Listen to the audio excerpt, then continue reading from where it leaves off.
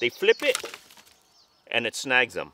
Hey guys, Alan here. Hope everyone's having a great day. You know, one of the last videos I made 7 years ago was on the figure 4 spring snare. And over the course of these past years, I've had several requests from different people asking me if I could do a little more in-depth tutorial on the construction of the figure 4 spring snare. Well, today, that's what we're gonna do.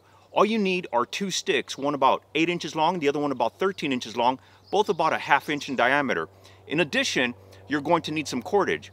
All right, let's get to it. The first thing we're going to do is we're going to take the 8-inch stick and we're going to take one end and just shave it down into a shovel nose.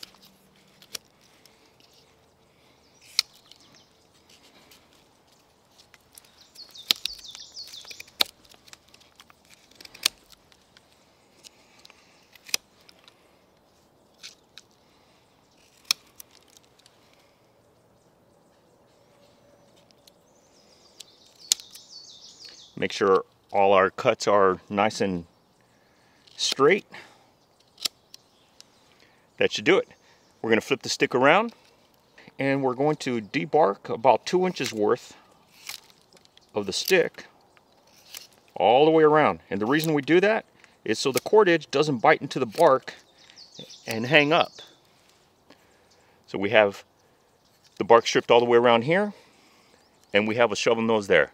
That's it for that. Next thing we're going to do is we're going to take our 12 to 13 inch bait stick and we're going to carve 2 notches facing each other at 90 degrees. So we're going to come back in from one end about 2 inches, create a stop cut there, and then we're just going to shave down to that area there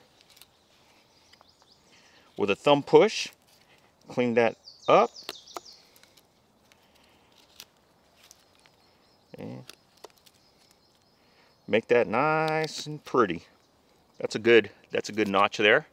From this notch here, we're going to come in about 4 or 5 inches, and 90 degrees to that notch there, we're going to create another notch facing it.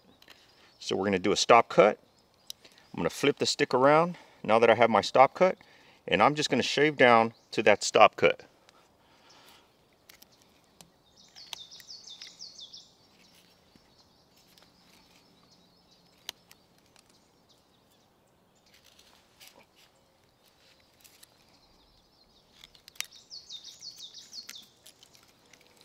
Clean that up, make it really nice and pretty.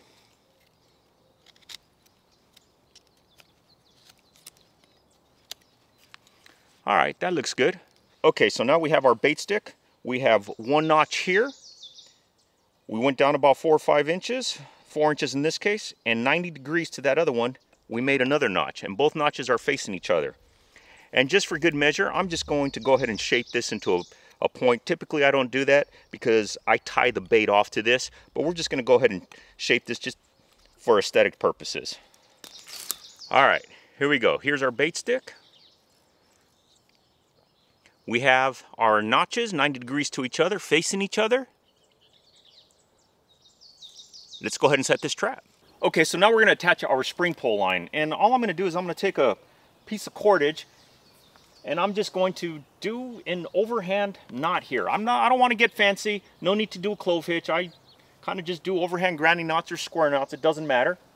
And now with the other end of the line, I'm going to take our toggle and I'm just going to do a clove hitch around it. Yeah, I know. I just said I'm not going to do anything fancy, and here I come doing a clove hitch on this. But I'm going to do it on the back end of this toggle. And let me get that secure. So I tied the clove hitch on the back end where we took off the bark, and I'm just going to go ahead and finish it off with an overhand knot just for security's sake. Now that we're in this position, I'm going to go ahead and set up my snare line.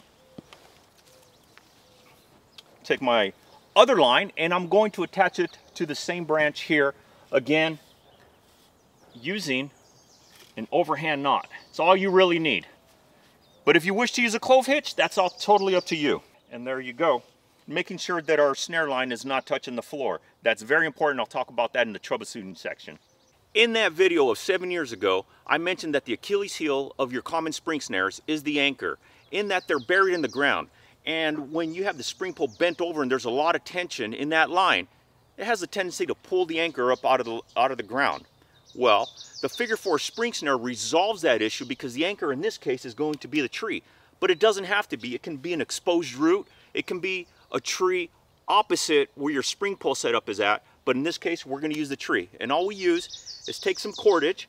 I've tied an overhand loop in one end. I'm going to wrap it around the base of the tree. I'm going to take the running end of the line, insert it through that loop. And now we have our anchor. All I do here is tie off an overhand loop. Now, this overhand loop is going to determine the height of your trigger system. So the lower I tie this loop, say down to here, your trigger system is going to drop down to here. If I tie the overhand loop up to here, your trigger system is going to drop down to here. Alternatively, instead of tying an overhand loop, some of you may wish to tie a prusik loop in the line so you can slide it up and down the line and give you precise adjustment to where you want the trigger placement. So in this case, we're just going to tie an overhand loop. I'll do it right here. And now that that loop is in place, when I pull down the spring pole, it is going to slide up over the toggle, and this is what's going to hold everything into place. This is my anchor. All right, guys, let's set this up. This is my snare line. All I've done is I tied an overhand loop in here, and we're just going to take a bite of the line, and we're going to feed it through that loop, and it's going to form your snare. But before we do that, we set the trigger.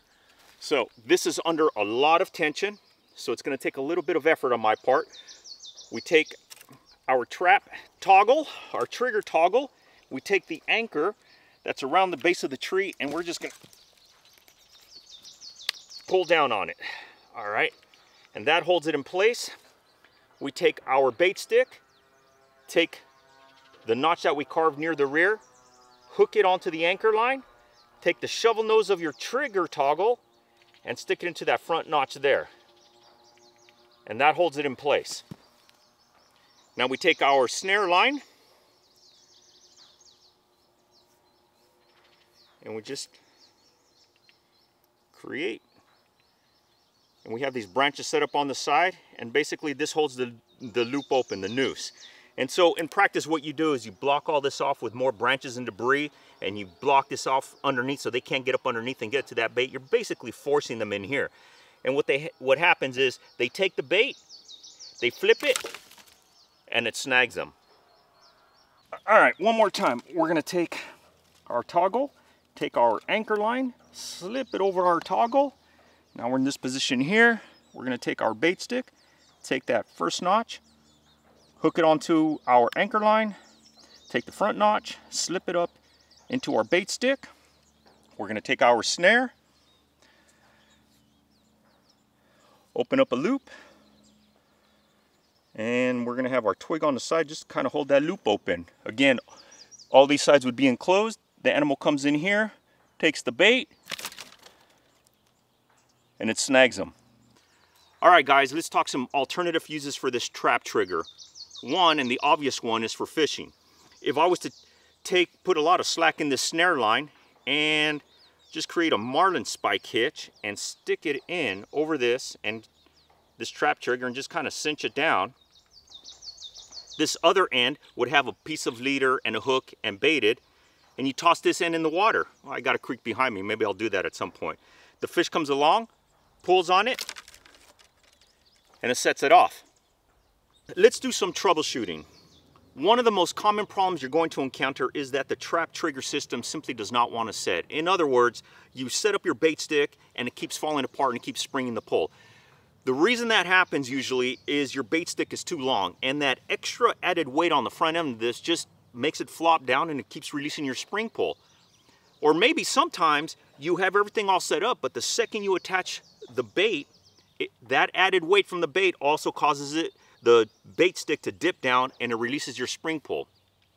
One of the easiest ways to fix that problem is to take your bait stick and just cut it. Cut off a few inches and reattach your bait and see if that holds. That'll probably do it. If not, cut off a few more inches. If that still doesn't work and your bait stick is getting too short, maybe it's time to cut a new bait stick. Or another solution you might want to try is to get more pressure and more stored up energy in your spring pole line. And the easiest way to do that is to take your spring pole line and tie an overhand loop, and that effectively shortens the line causing you, in order to set this, to pull down even more on the spring pull, which creates more pressure here and locks everything into place. Now, let's talk about another problem that usually happens with spring pull setups. And to do that, I'm gonna have to release this trigger here so we can talk about the snare line. So I'm gonna put my hand here, I'm just gonna press down on here, release that, and gingerly just pull this up. This one's starting to give, but a common problem is that your snare line is too long. And that basically happens because you've decided to set up your snare loop after your trap trigger has been set. To avoid this from being too long and having the animal dragging around once it's been caught and giving it the opportunity to escape, before you set your trap trigger, make sure that your snare line is not touching the floor. This whole setup, it's in its relaxed state, and I can see that branch right there. It's kind of getting really weak. It's not springing up as high as it used to, and that's why my line is a little lower. So make sure in its relaxed state that the end of your snare line is completely off the ground. Because if it's not, when that spring pull snaps up into place and the line is too long as it cinches down and the animal's dragging around, again, you're giving that animal an opportunity to escape. All right. Okay guys, I hope you liked this quick tutorial on the figure 4 spring snare trap. If you did, please consider subscribing by hitting the link down below, and don't forget to hit that notification bell so every time we have a new video, you get notified. While you're at it, head on over to our Facebook page and follow us there. Thank you for watching. I appreciate your support, and until next time, I'll see you on the trail.